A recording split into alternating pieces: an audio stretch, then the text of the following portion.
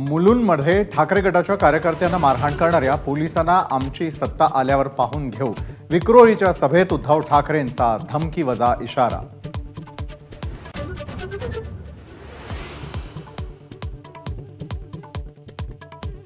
संघाला संपवायला देखील भाजप मागे पुढे पाहणार नाही, उद्धव ठाकरेंचा घणाघात.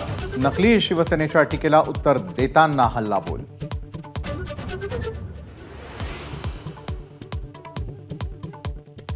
भाजपला एकेकाळी संघाची गरज लागायची, पण आता आम्हीच आमचा पक्ष चालवतो, भाजपचे अध्यक्ष नड्डा यांचं मोठं वक्तव्य.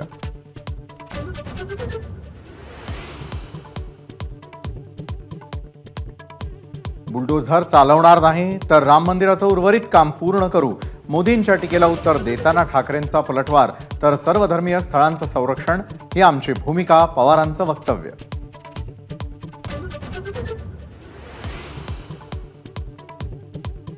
सत्ता आल्यास देशात सरसकट एकच जीएसटी.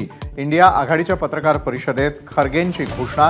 प्रचारामध्ये मोदी जनतेला भडकवत असल्याचा आरोप.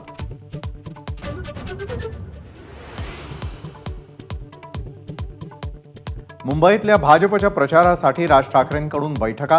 आशिष शेलारांच्या साथीनं घाटकोपर, विक्रोळी आणि भांडूप परिसरात शाखा भेटी.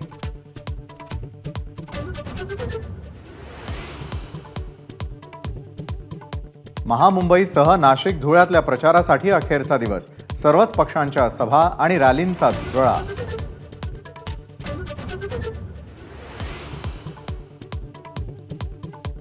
भाजपसह सर्व हिंदुत्ववादी संघटनांचा आम्हालाच पाठिंबा.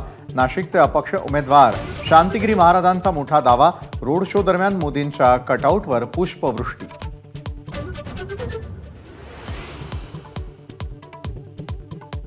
आपच्या खासदार स्वाती मालिवाल यांचा विनयभंग केल्याप्रकरणी केजरीवाल यांचे पीए विभव कुमार यांना अटक. केजरीवाल यांच्या निवासस्थानी जाऊन देखील पोलिसांची चौकशी.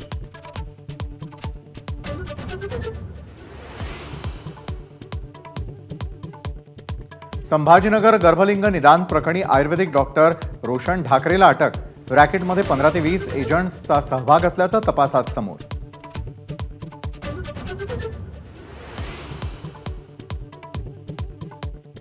नागपूरसह विदर्भाला 2 दिवस पावसाचा येलो अलर्ट. हवामान खात्यानं वर्तवली वादळी पावसाची शक्यता.